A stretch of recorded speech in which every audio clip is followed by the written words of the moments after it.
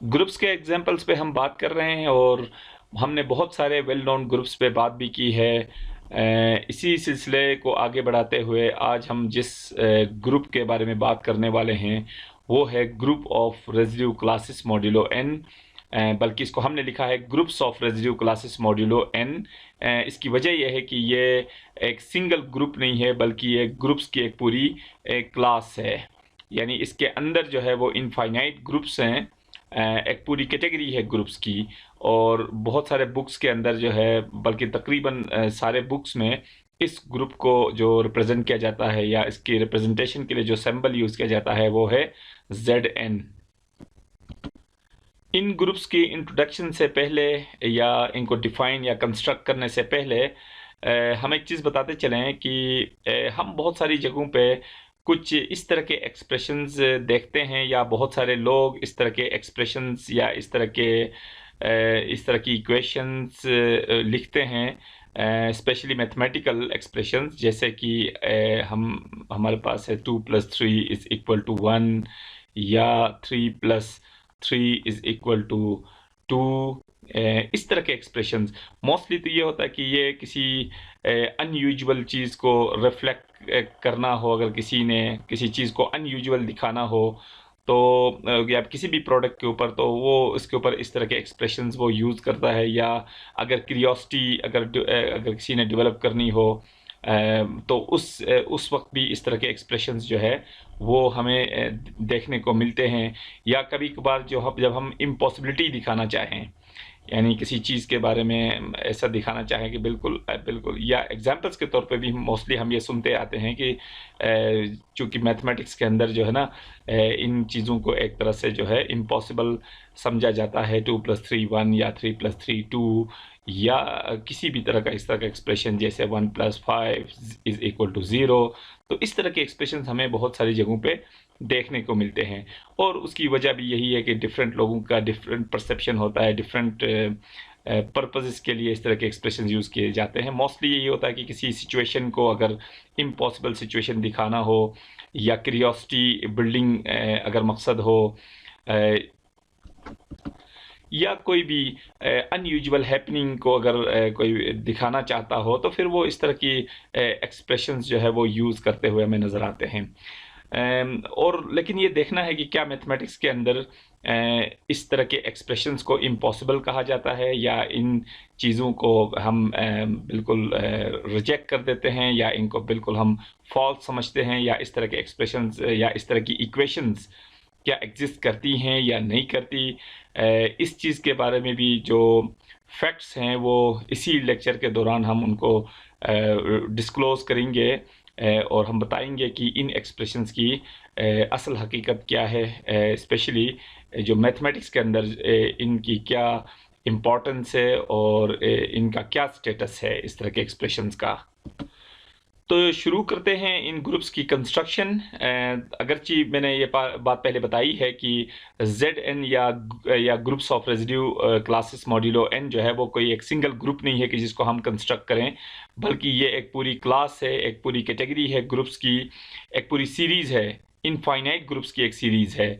तो इन ग्रुप्स को अगर हम चाहें तो इनको जनरल फॉर्म में भी हम इनको कंस्ट्रक्ट कर सकते हैं, लेकिन इनकी बेटर अंडरस्टैंडिंग के लिए ये लाजमी है कि हम कुछ पर्टिकुलर ग्रुप्स को हम स्टडी करें, फिर उस चीज़ को हम जनरलाइजेशन की तरफ लेके जाएं कि बाकी तमाम ग्रुप्स, चूँकि एक या दो हम ग्रुप्स को यहाँ पे स्टडी कर लेंगे और उन्हीं से हम प्रेडिक्ट कर लेंगे कि बाकी जो ग्रुप्स होंगे इस कैटेगरी के वो किस टाइप के ग्रुप्स हो सकते हैं।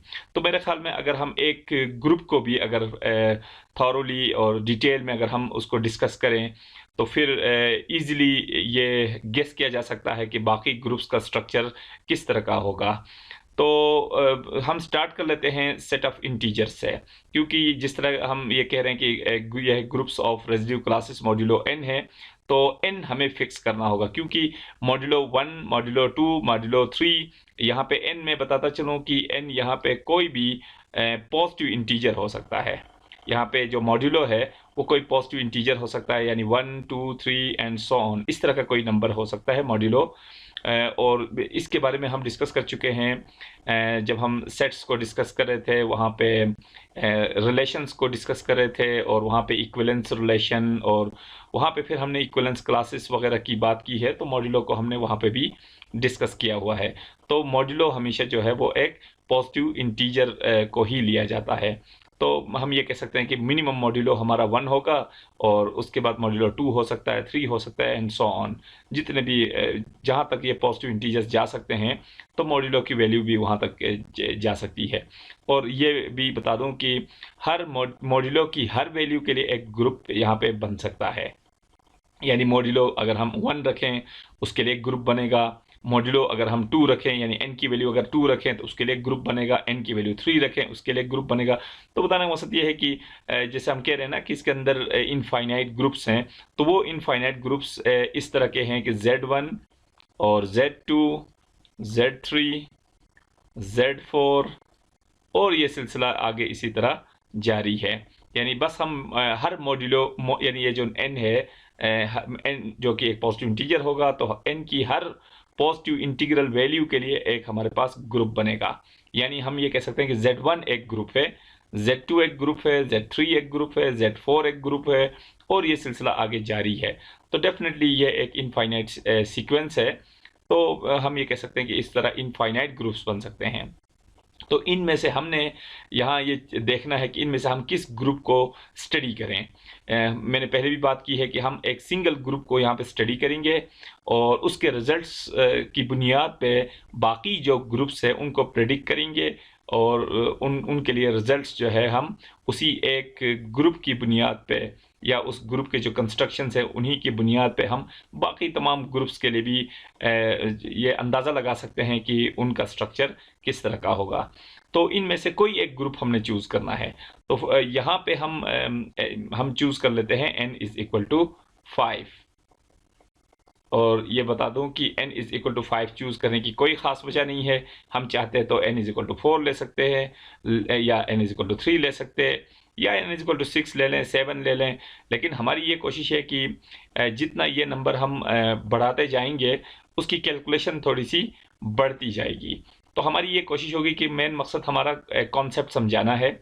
अगर हम n की वैल्यू 1 लेंगे तो इतना शॉर्ट होगा, n की वैल्यू 2 लेंगे तो भी तब भी काफ़ी हद तक शॉर्ट होगा, और शायद ये इतना फ्रूटफुल ना हो। तो 3, 4, 5, 6 ये ऐसे नंबर्स हैं, इनमें से किसी भी नंबर को चूज़ करें तो हमारी कैलकुलेशन इतनी लेंथी भी नहीं होगी, और जितनी ज़रूरी चीज़ें हैं, जितने इसके अंदर कॉन्सेप्ट्स हैं, वो बिल्कुल खुल के हम उनको डिस्कस भी कर सकते हैं। तो बहरहाल हमने यहाँ पे n की वैल्यू 5 रखी है, चूँकि ये मुझे एक मॉडरेट नंबर लग रहा है। इसमें नंबर ऑफ़ जो आइट्रेशंस कहें, या इसमें जो कैलकुलेशंस हैं वो इतनी ज़्यादा नहीं है कि हमारा जो है बहुत सारा टाइम उसमें लग जाए। लेकिन जो मकसद हम हासिल करना चाह रहे हैं, वो इसी के अंदर जो है वो जो पर्पज़ जो है हमारा, या जो भी हमारा गोल है, वो इसके अंदर ये पूरा हो जाएगा।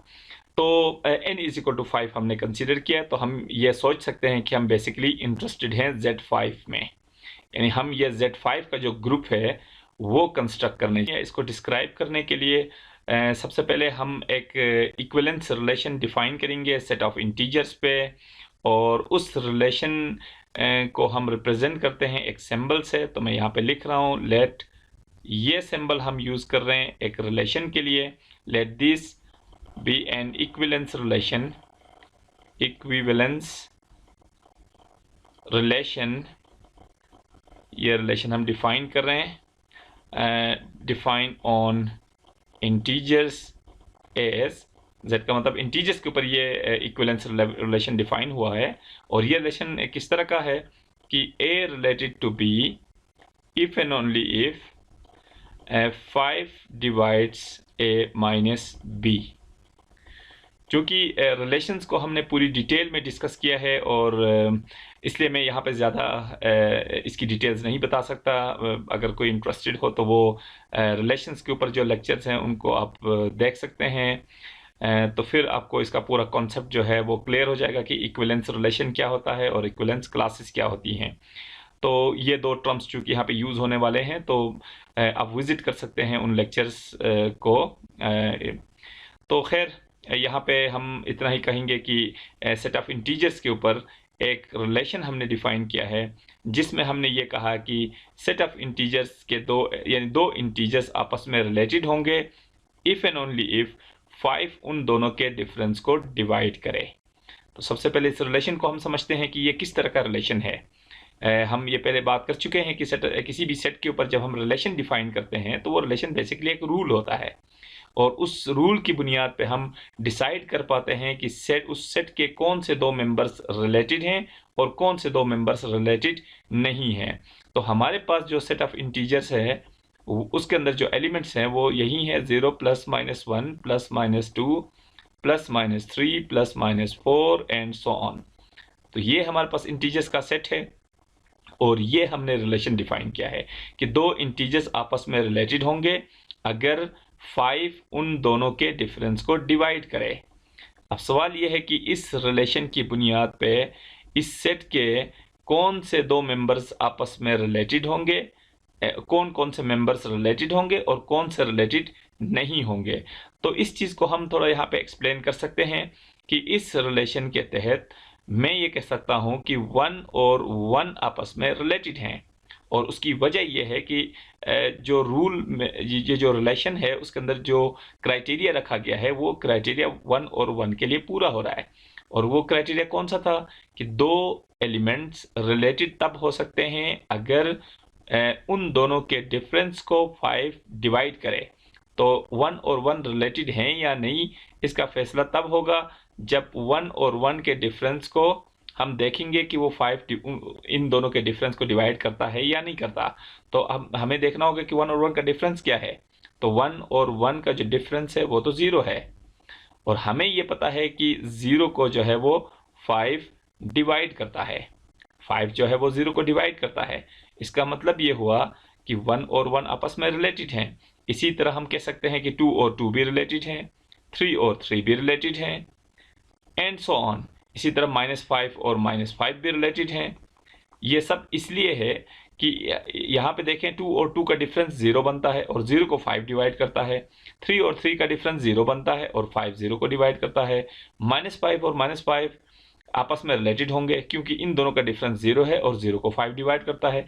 यानी वो तमाम इंटीजर्स, यानी हर वो दो इंटीजर्स जिनके डिफरेंस को 5 डिवाइड करें, वो दोनों एलिमेंट्स आपस में रिलेटेड कहलाएंगे। तो इसका मतलब ये हुआ कि 1 और 1 रिलेटेड, 2 और 2, 3 और 3, 5 और 4 ये सब आपस में रिलेटेड हैं।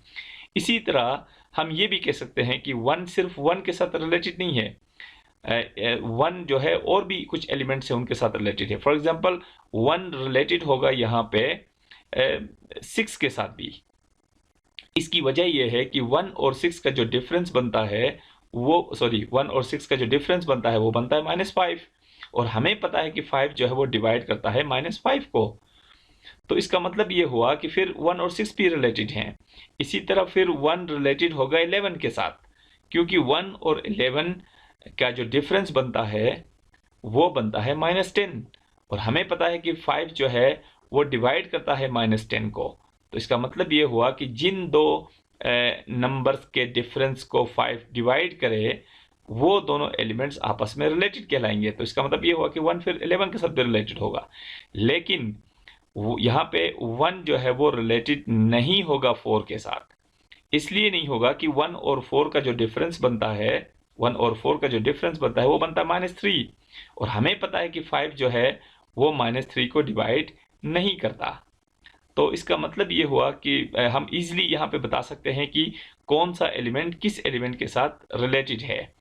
तो सबसे पहले ये तो हो गई हमारी रिलेशन की एक्सप्लेनेशन कि ये जो हमने रिलेशन डिफाइन किया है इसका बेसिकली क्या मतलब है, और इस रिलेशन की बुनियाद पे हम कैसे बता सकते हैं कि इस सेट का कौन सा मेंबर किस मेंबर के साथ रिलेटेड है। कुछ और भी एग्जांपल्स हम ले सकते हैं इसी केस के लिए। वो ये कि 2 रिलेटेड होगा 12 के साथ, इसी तरह लेकिन 2 जो है वो रिलेटेड नहीं होगा 9 के साथ, 2 जो है वो रिलेटेड नहीं होगा 8 के साथ, लेकिन 2 12 के साथ रिलेटेड होगा।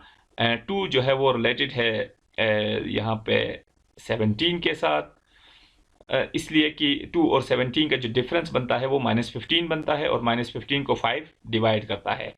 2 और 12 का डिफरेंस -10 बनता है और -10 को 5 डिवाइड करता है। लेकिन 2 और 9 का डिफरेंस बनता है -7 और हमें पता है कि 5 -7 को डिवाइड नहीं करता। 2 और 8 का डिफरेंस बनता है -6, 5 -6 को भी डिवाइड नहीं करता। इसलिए कि हम कह रहे हैं कि 2 और 9 रिलेटेड नहीं होंगे, 2 और 8 भी रिलेटेड नहीं होंगे, लेकिन 2 12 के साथ रिलेटेड होगा, 2 17 के साथ रिलेटेड होगा। इसी तरह बाकी तमाम एलिमेंट्स के लिए भी बता सकते हैं कि कौन सा एलिमेंट किस दूसरे एलिमेंट के साथ रिलेटेड है। चलिए, ये तो एक बात हो गई कि हम इस रिलेशन को समझ गए और हम इस रिलेशन की बुनियाद पे आप बता सकते हैं कि कौन इस सेट ऑफ इंटीजर्स के अंदर कौन से दो एलिमेंट्स आपस में रिलेटेड होंगे और कौन से दो आपस में रिलेटेड नहीं होंगे। तो अब हम दूसरा जो क्लेम करने जा रहे हैं वो ये है कि ये जो रिलेशन है वो है इक्विवेलेंस रिलेशन। इक्विवेलेंस रिलेशन इसलिए है कि ये जो रिलेशन है वो सबसे पहले रिफ्लेक्सिव भी है। यह रिफ्लेक्सिव है। रिफ्लेक्सिव की वजह यह है कि रिफ्लेक्सिव प्रॉपर्टी को वैसे हमने डिटेल डिस्कस किया है इससे पहले। रिफ्लेक्सिव प्रॉपर्टी ये होती है कि हर एलिमेंट अपने आप के साथ रिलेटेड है, यानी 1 1 के साथ रिलेटेड है अंडर दिस रिलेशन। इस रिलेशन के मुताबिक 1 1 के साथ रिलेटेड है, 2 2 के साथ रिलेटेड है, 3 3 के साथ रिलेटेड है, -5 -5 के साथ रिलेटेड है। तो इसका मतलब ये हुआ कि इस सेट का हर मेंबर अपने आप के साथ रिलेटेड है और ऐसे रिलेशन को फिर हम रिफ्लेक्सिव कहते हैं। तो इसका मतलब ये हुआ कि ये रिलेशन रिफ्लेक्सिव है। दूसरी बात ये है कि ये जो रिलेशन है वो सिमेट्रिक भी है। वो सिमेट्रिक इसलिए है कि सिमेट्रिक की डेफिनेशन क्या है, यानी किस रिलेशन को हम सिमेट्रिक कहते हैं।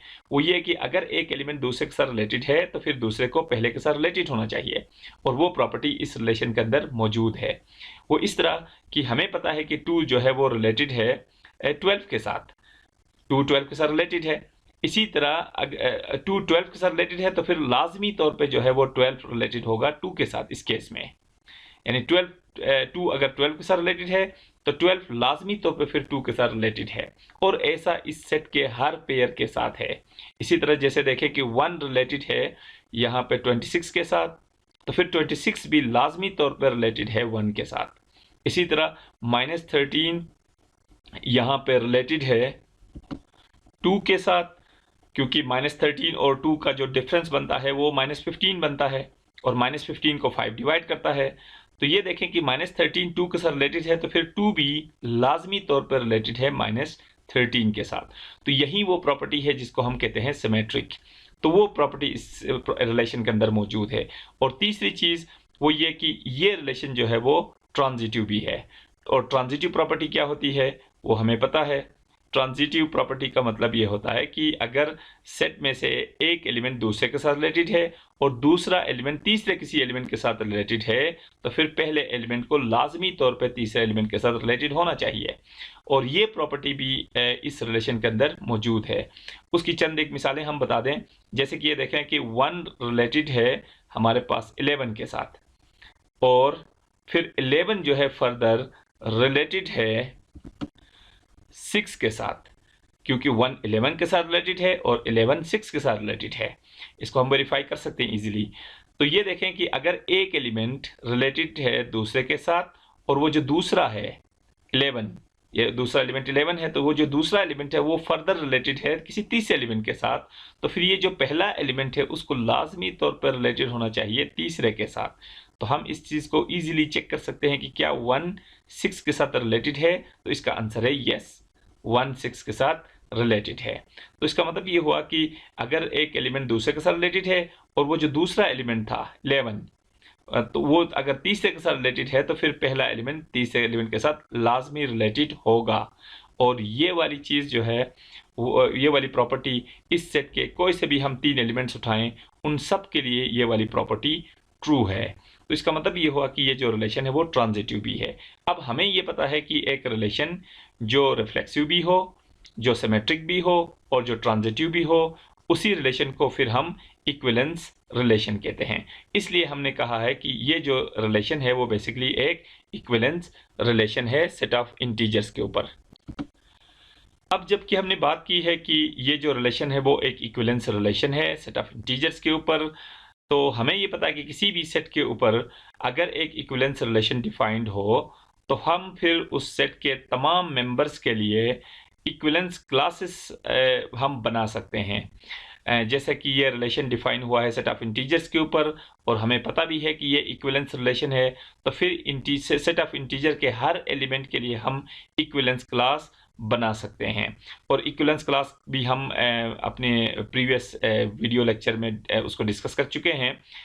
इक्विवेलेंस क्लास के टॉपिक के ऊपर जो हमने वीडियो बनाई है उसमें इक्विवेलेंस क्लास का ये मतलब होता है कि अगर हमारे पास एक सेट है, कोई सा भी एक सेट, उसके ऊपर हमने एक इक्विवेलेंस रिलेशन अगर डिफाइन किया है, तो उस सेट के हर मेंबर के लिए एक इक्विवेलेंस रिलेशन जो कि एक सेट होता है, और उस सेट के अंदर जिस वो खुद यानी इक्विवेलेंस क्लास खुद भी एक सेट होगा, और वो set basically set of integers का एक सबसेट होगा। यानी जिस सेट के ऊपर रिलेशन डिफाइन हुआ है उसका एक सबसेट होगा वो, जिसको हम इक्विवेलेंस क्लास कह रहे हैं। और उस सबसेट के अंदर इसके वो मेंबर्स आएंगे जो मेंबर्स उस पर्टिकुलर एलिमेंट के साथ रिलेटेड होंगे। तो मेरे ख्याल में इसको अगर हम इनको अगर हम कंस्ट्रक्ट करना शुरू करें तो ये चीज़ ज़्यादा आसानी से समझ में आ सकती है।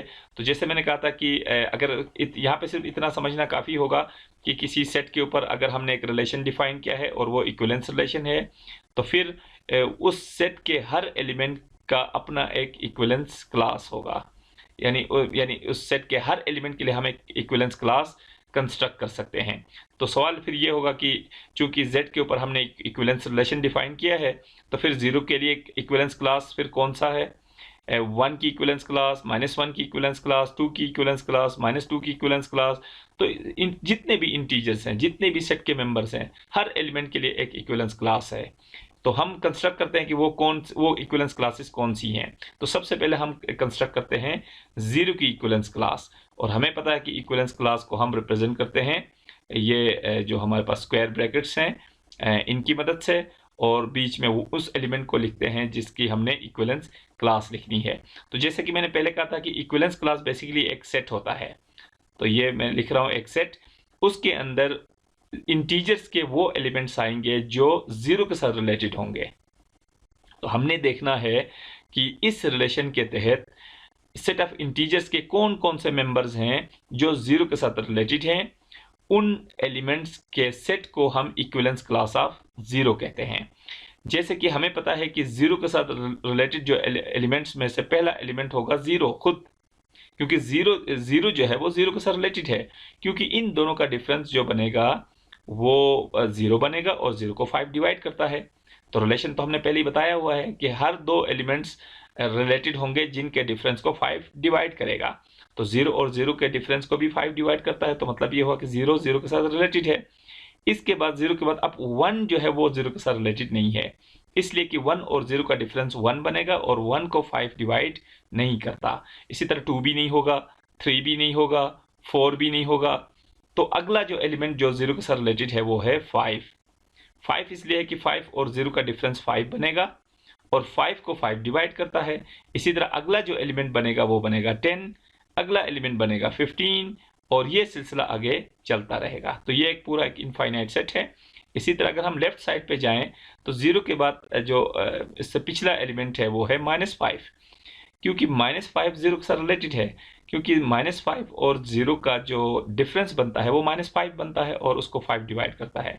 तो अगला एलिमेंट हमारे पास होगा -10, और फिर ये सिलसिला आगे तक नेगेटिव साइड पे भी जारी रहेगा। तो ये जो सेट है ये बेसिकली 0 की इक्विवेलेंस क्लास है। इसी तरह अब हम 1 की इक्विवेलेंस क्लास बना सकते हैं। तो 1 की इक्विवेलेंस क्लास में कौन से एलिमेंट्स आएंगे? सेट ऑफ इंटीजर्स में से वो एलिमेंट्स आएंगे जो फिर 1 के साथ रिलेटेड होंगे। तो उसके लिए भी हम यही से शुरू करते हैं। सबसे पहले 1 आएगा इसमें, क्योंकि 1 जो है वो 1 के साथ रिलेटेड है, क्योंकि 1 और 1 का डिफरेंस 0 बनेगा, और 0 को 5 डिवाइड करता है। इसी तरह अगला एलिमेंट 2 1 के साथ रिलेटेड नहीं है, इसलिए कि 2 और 1 का डिफरेंस 1 बनेगा, और 1 को 5 डिवाइड नहीं करता। तो इसका मतलब ये हुआ कि जो अगला एलिमेंट हमारे पास है वो है 6 1 के साथ रिलेटेड है, क्योंकि 6 और 1 का डिफरेंस बनता है 5, और 5 को 5 डिवाइड करता है। अगला एलिमेंट है 11, अगला एलिमेंट है 16, और ये सिलसिला आगे फिर जारी रहेगा।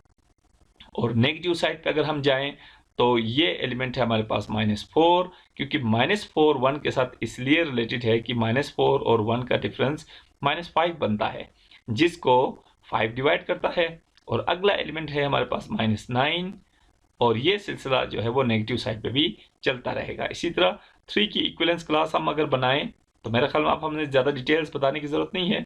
सॉरी, इसके बाद है 2 की इक्विवेलेंस क्लास।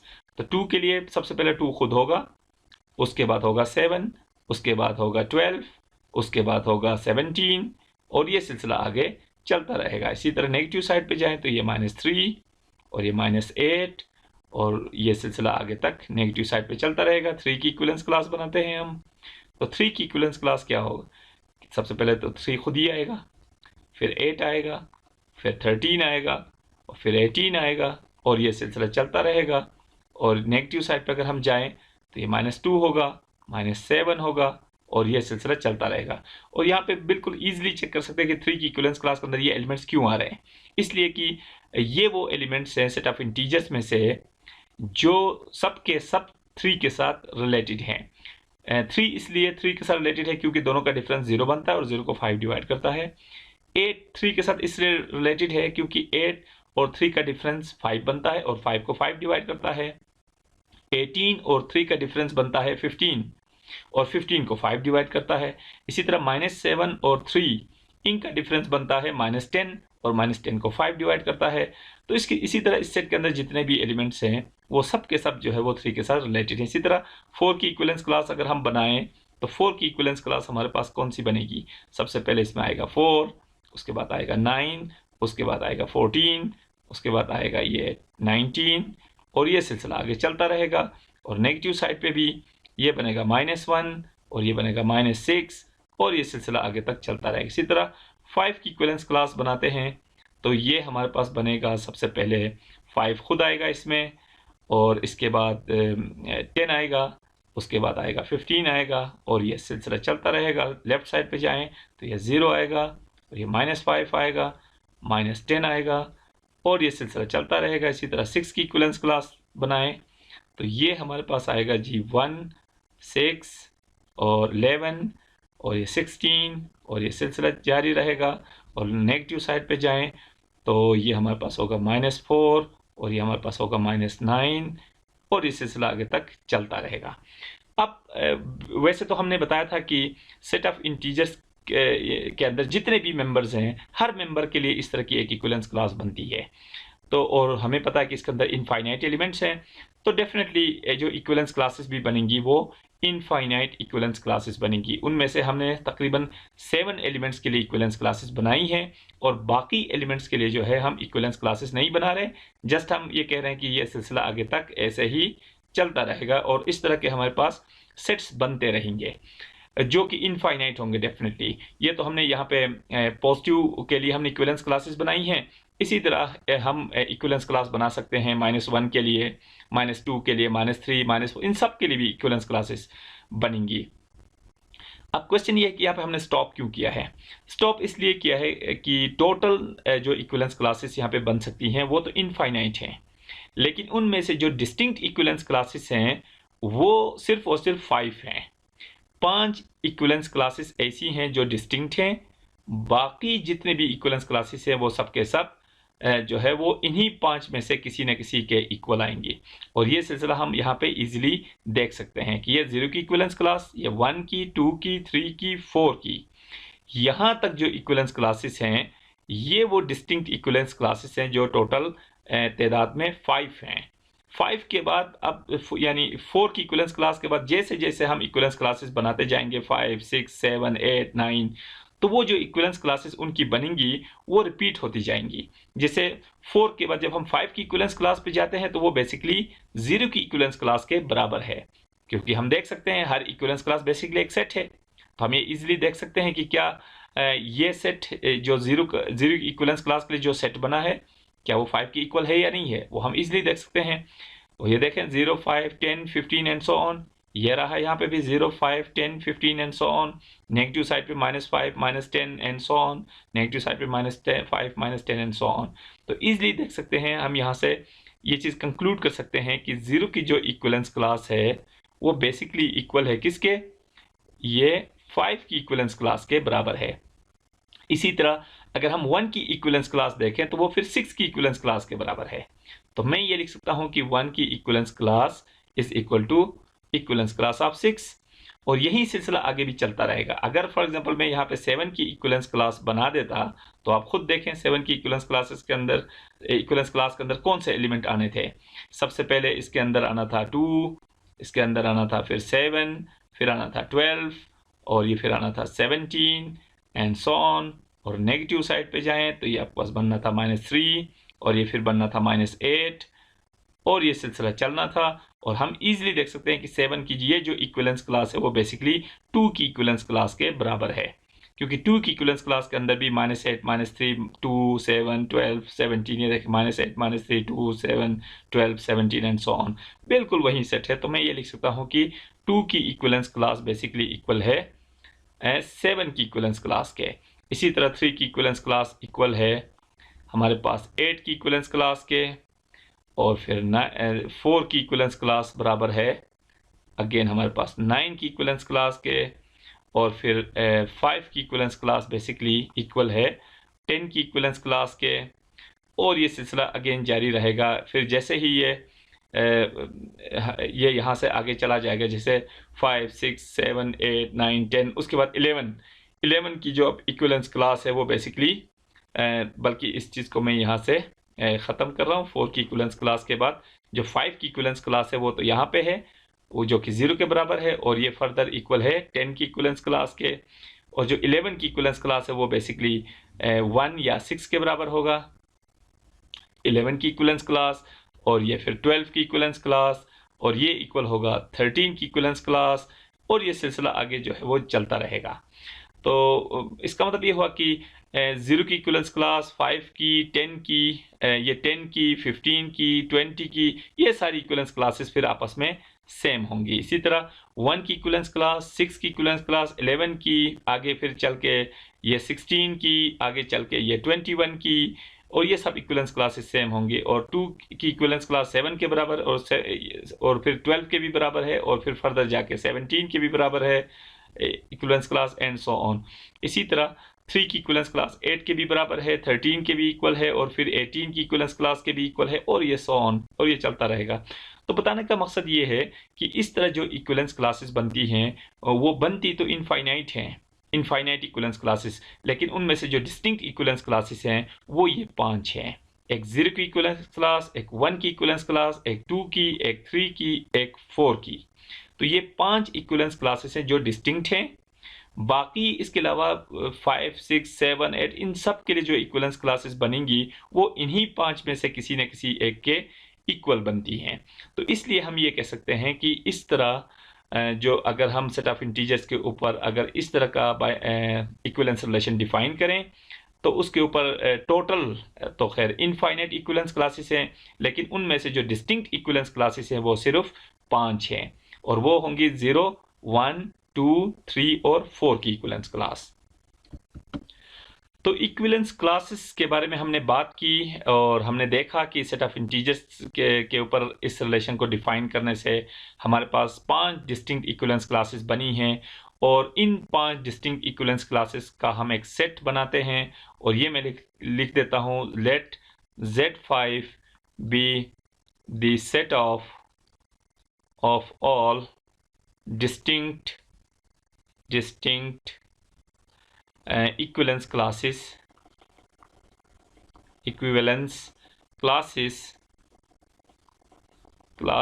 defined on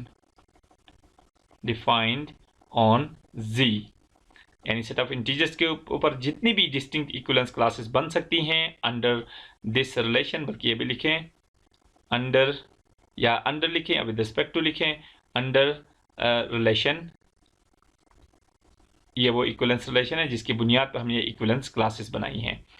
तो इसका मतलब ये हुआ कि जो Z5 है इसके जो एलिमेंट्स होंगे फिर कौन से होंगे, वहीं हमने क्या लिखा था पहले कि हमारे पास टोटल 5 डिस्टिंक्ट इक्विवेलेंस क्लासेस होंगी, और हमने कहा कि Z5 जो है वो set of all distinct equivalence classes है, यानी वो जो 5 डिस्टिंक्ट इक्विवेलेंस क्लासेस है उनके सेट को हमने Z5 कहा हुआ है। तो हम कह सकते हैं कि Z5 के मेंबर्स जो हैं वो डिस्टिंक्ट इक्विवेलेंस क्लासेस हैं, जो कि 0 की इक्विवेलेंस क्लास, 1 की इक्विवेलेंस क्लास, 2 की इक्विवेलेंस क्लास, 3 की इक्विवेलेंस क्लास, 4 की इक्विवेलेंस क्लास, ये वो 5 डिस्टिंक्ट इक्विवेलेंस क्लासेस थी जिनके बारे में हमने पहले कहा था कि बाकी जितने भी इक्विवेलेंस क्लासेस होंगी वो इन्हीं 5 में से किसी न किसी एक के इक्वल होंगी। तो अब इस सेट के ऊपर हमने स्ट्रक्चर डिफाइन करना है, तो इसको हम फिर अगली वीडियो के अंदर इसके ऊपर हम ग्रुप का स्ट्रक्चर डिफाइन करेंगे।